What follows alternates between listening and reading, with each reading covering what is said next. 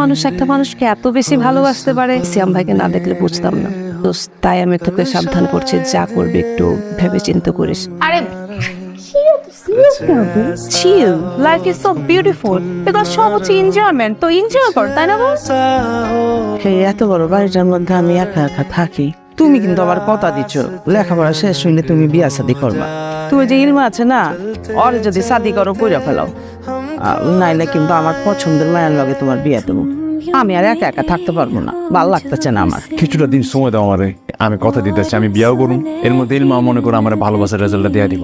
তুমি একটু দোয়া করে আমার লাগে, সবকিছু ঠিক হয়ে যাবে আম্মা, তোমার আর কোনো কষ্ট থাকবে না। তুমি কি পাগল নাকি?